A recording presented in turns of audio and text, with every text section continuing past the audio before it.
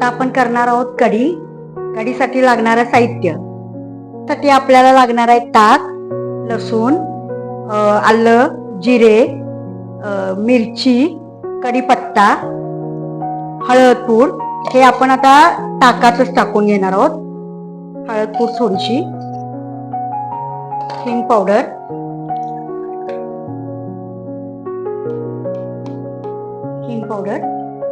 आणखी मीठ चवीनुसार आणि थोडीशी साखर चवीनुसार. आणि हे सगळं साहित्य आहे ते आता आपण बारीक वाटून घेणार आहोत आणि कढीपत्ता आणि कोथिंबीर फोडणीसाठी वापरणार आहोत. आता आपण कढीला फोडणी देण्याची तयारी करायला लागलेलो आहे. त्यासाठी आपल्याला हे आपण वाटून घेतलेलं साहित्य आहे आणि एका वाटीत मी थोडंसं पाणी घेऊन त्यात ज्वारीचं पीठ 2 चमचे घातलेलं आहे आणि ते असं एकसारखं मिसळून पातळ घेतलेलं आहे. ते आपल्याला कढीला लावण्यासाठी लागणार आहे, कढी फुटू नये म्हणून. भांड्यात तेल घालूया. 1 मोठा चमचा तेल घातलेला आहे. त्यात आपण तेल तडतडलं की आपण कढीपत्ता घालूया.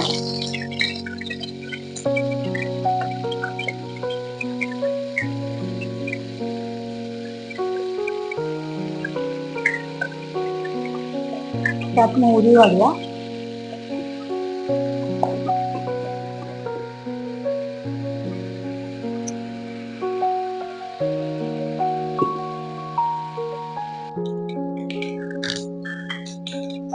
घेतलेला तो मसाला आपण या ताकात मिक्स केलेला आहे. तो आता आपण हे फोडणीत घालूया.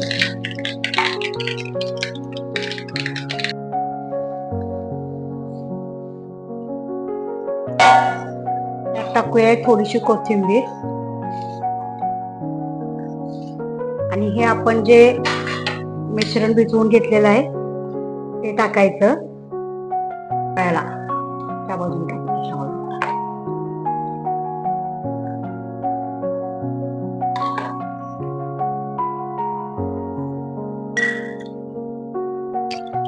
हे आता आपण एकसारखं हलवत राहायचं आहे.